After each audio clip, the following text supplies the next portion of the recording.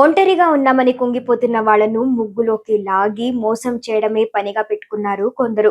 ఒంటరిగా ఉన్న వాళ్లకు ఓ యాప్ అంటూ వస్తున్న ప్రకటనల పట్ల అప్రమత్తంగా ఉండాలి. ఎందుకంటే ఆ యాప్లో మాట్లాడేది అసలు అమ్మాయిలే కాదు, అది ఒక హనీ ట్రాప్.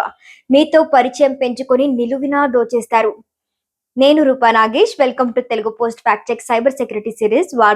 వార్తల వెనుకున్న వాస్తవాలు, ఏది నిజం ఏది అబద్ధం అన్నీ మీ ముందుంచే మా ప్రయత్నంలో మీరు భాగస్వాములు అవ్వాలంటే ఈ వీడియోని మీరు చివరి వరకు చూసి నలుగురికి షేర్ చేయండి. అలాగే మన ఛానల్ని కూడా సబ్స్క్రైబ్ చేసుకోండి. అందమైన అమ్మాయిలు ఆంటీలతో సరదాగా మాట్లాడండి.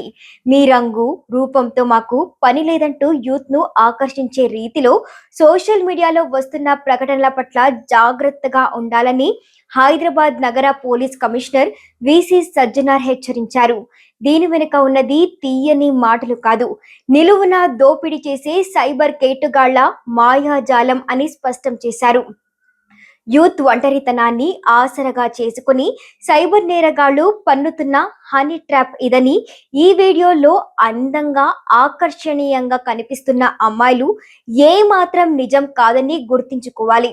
ఆర్టిఫిషియల్ ఇంటెలిజెన్స్ సహాయంతో సృష్టించిన వీడియోలను నమ్మేసి మాయమాటలకు బుట్టలో పడి వారు సూచించిన యాప్లను డౌన్లోడ్ చేసుకుంటే మీ డేటా మొత్తం వారి చేతుల్లోకి వెళ్ళినట్లే.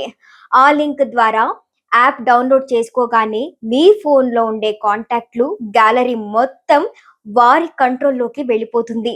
రాత్రిపూట సరదాగా మాట్లాడదామని పొరపాటున వీడియో కాల్ చేశారో, అవతల వైపు అశ్లీల వీడియోలు ప్లే చేసి స్క్రీన్ పై ఉన్న మీ ఫేస్ ను రికార్డ్ చేస్తారు.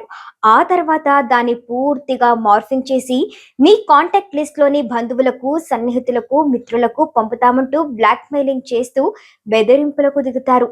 దీంతో పరువు పోతుందన్న భయంతో వారు అడిగినంత డబ్బులు ఇచ్చుకుంటూ పోతే మీ బ్యాంక్ ఖాతా అకౌంట్లోని డబ్బులు ఖాళీ అయిపోతాయని సిపి సజ్జనార్ తెలిపారు.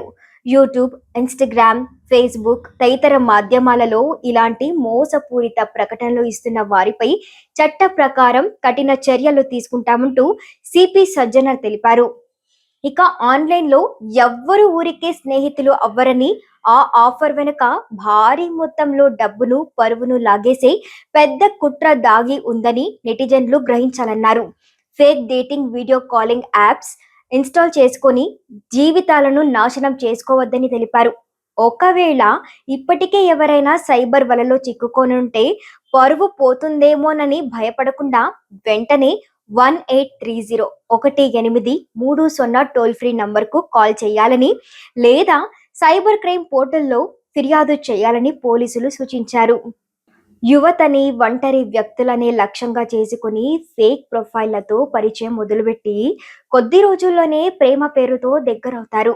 కొన్ని సందర్భాలలో వీడియో కాల్స్ ను రికార్డ్ చేసి బ్లాక్ మెయిల్ చేసే కేసులు కూడా నమోదవుతూ ఉన్నాయి.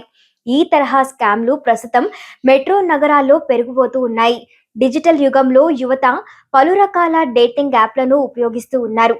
ఈ డేటింగ్ యాప్ల ద్వారా చాలా స్కామ్లు వెలుగులోకి వస్తూ ఉన్నాయి. ఇక డేటింగ్ యాప్ లో ఉపయోగించిన ఫోటో అసలైనదా కాదా అని తెలుసుకోవడం చాలా ముఖ్యం.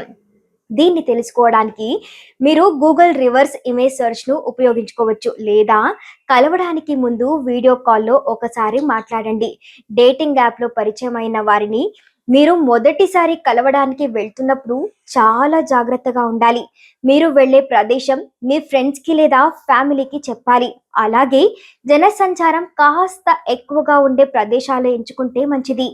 ఆన్లైన్లో లేదా డేటింగ్ యాప్లో పరిచయమైన వారికి మీ సమాచారం అంతా ఇచ్చేయవద్దు. ముఖ్యంగా మీ అకౌంట్ వివరాలు, వ్యక్తిగత సమాచారం, డబ్బులు పంపడం, అడ్రస్ షేర్ చేయడం వంటివి మానుకుంటే మంచిది. ఎవరినైనా తెలియని వారిని ఎట్టి పరిస్థితుల్లో కూడా నమ్మకండి.